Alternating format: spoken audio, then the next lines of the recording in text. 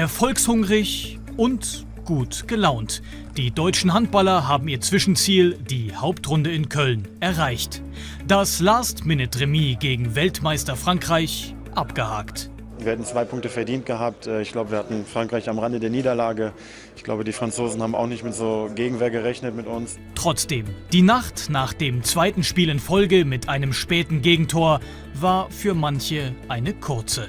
Also für mich ist es normal, dass ich dann bis 1, 2 Uhr wach bin, aber wirklich bis 4 war für mich ein Novum. Habe mich gestern dann auch noch lange mit meinem Zimmerkameraden Yannick unterhalten, der normalerweise die bewundernswerte Eigenschaft hat, innerhalb von 3 Sekunden eingeschlafen zu sein. Also der hängt den ganzen Abend am Handy, dann sagt er gute Nacht und 3 Sekunden später hörst du ein Schnarchen, als ob er ganz Brasilien abholzen wollte.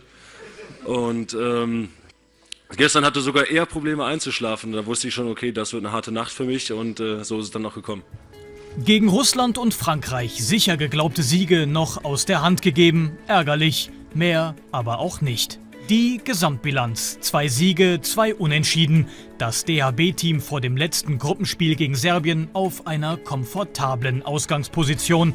Und trotzdem, nachlassen will man nicht. Ich denke nicht, dass wir jetzt das Spiel da antreten, um irgendwie großartig was auszuprobieren. Also wir werden uns ganz normal vorbereiten wie auf jedes Spiel und werden auch da versuchen, diese 2 Punkte zu holen. Das deutsche Abschiedsspiel in Berlin gegen die Serben. Die Reise danach geht auf jeden Fall weiter Richtung Westen, Hauptrunde in Köln. Die 13.000 hier in Berlin haben wir jetzt mehrfach gesagt, haben uns überragend unterstützt. Jetzt kommen wir, ich weiß gar nicht, wie viele sind inzwischen in Köln, 19.000? Ja, jetzt kommen wir zu 19.000 Zuschauern. Ich war im Halbfinale damals gegen Frankreich in der Halle und kriege jetzt noch Gänsehaut, wenn ich daran denke. Das wird, glaube ich, auch wieder ein Faustpfand für uns sein. Und ich freue mich natürlich, da in der Lanxess Arena spielen zu können. Und das wird ein unglaublich geiles Spiel und natürlich auch von den Zuschauern her.